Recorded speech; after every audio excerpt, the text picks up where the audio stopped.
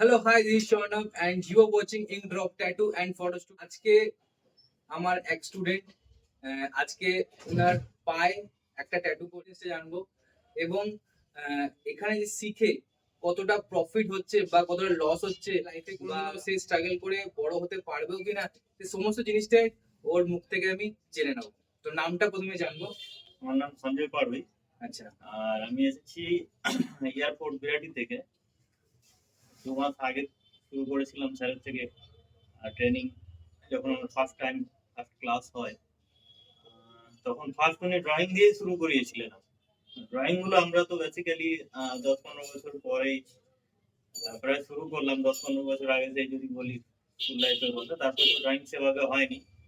But স্যারের থেকে starting করলাম। তো সত্যি ড্রয়িং এ অনেক কিছু ভুল ত্রুটি থাকে, তখন আমরা বুঝতে পারি যখন আমাদেরকে কেউ কারেকশন করে দেয়। আর যতক্ষণ না কেউ কারেকশন না করছে সেই জায়গাটা, তো সেখানে বেসিক্যালি নিজেকে অনেক বড় কিছু মনে হয়। তো সেই জায়গাগুলো ছোট ছোট ছোট ছোট করে ছোট ছোট ভুলগুলো একের পর এক উনি আমার সাথে থেকে আমাকে দেখিয়েছেন, শিখিয়েছেন। এবং প্রোগ্রেস তো কতটা হয়েছে সেটা একমাত্র আমি রিয়েলাইজ করতে পারছি। ফার্স্ট টাইম ড্রয়িং দিয়ে শুরু হলো, দেন তারপর ড্রয়িং এর প্রায় 15-20 দিন ক্লাস করলাম। দেন তো টেন্সিলিং এর কাজগুলো মোটামুটি টেন্সিলিং উনি খুব সুন্দরভাবে দেখালেন।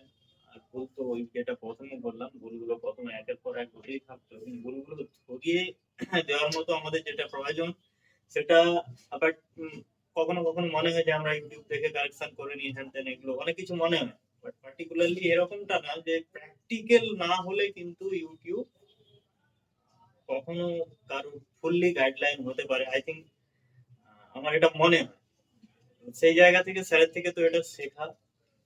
লাস্ট টাইম কিভাবে ট্যাটুর কাজ করব, কিংবা ট্যাটুর আদার্স যত রকমের ম্যাটার থাকে, স্কিনে কিভাবে কাজ করা যায়।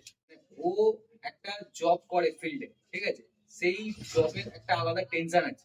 তো সেই টেনশন থেকে সে টোটালি ওটাকে একটু স্টপ করে নিজের ট্যাটুর উপর ফোকাস করে তারপরে কিন্তু ক্লাসটা করতে আসতো। অনেকে এখানে আমাকে প্রশ্ন করে, দাদা আমি ক্লাসটাই করতে পারবো, আমি এই জব করি বা আমি জোম্যাটোতে কাজ করি বা আমি বড় একটা অফিসে চাকরি করি বা আমি একটা বিজনেস করি, আমি কি করতে পারবো, বা আমার বয়স কম বয়স বেশি তার জন্যই করতে পারবো? তো এটা ইট ডাজন্ট ম্যাটার এনিথিং। তোমরা যে কোনো বয়সে যে কোনো সময় তোমরা শিখতে পারো, কিন্তু শেখার আগে খালি একটাই মাথায় জিনিস রাখতে হবে, আমি শিখবো এবং শিখে আমি সেটা ইউটিলাইজ করবো। ভালো কাজ করছে বা যদি কিছু ভুল হয় বা কিছু ভ্রান্ত হয়, আমাকে যখনই সবসময় আমাকে পাবে অ্যাজ ফোন কলে, বা যদি কোনো প্রবলেম হয় আমাকে এসেও সলিউশন চাইতে পারে।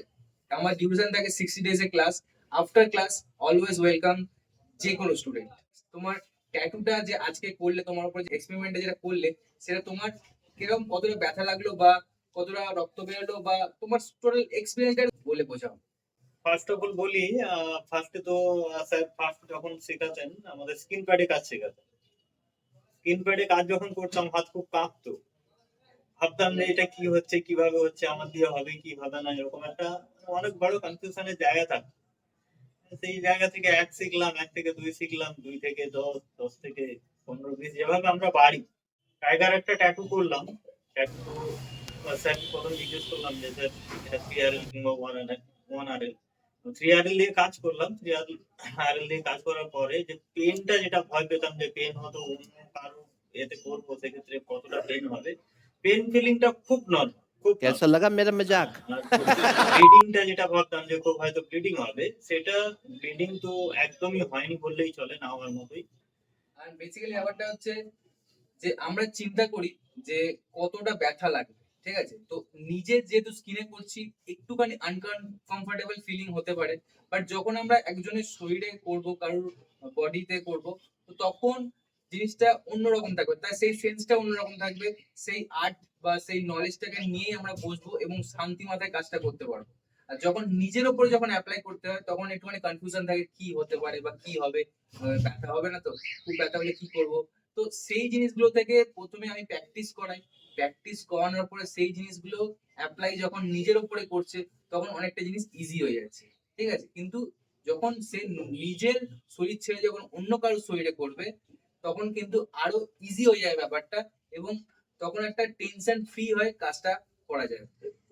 তো আশা করি এই ভিডিওটা তোমাদের ভালো লেগেছে এবং চ্যানেলটাকে সাবস্ক্রাইব করতে ভুলবে না। আর ওর কাজটা তোমাদের নেক্সট ভিডিও তোমরা দেখতে পাচ্ছ, তো ওরা প্রথম থেকে লাস্ট পর্যন্ত কি কাজ করেছে সেই জিনিসটা তোমাদেরকে দেখাবো বন্ধুরা। তো চলো টাটা। Right.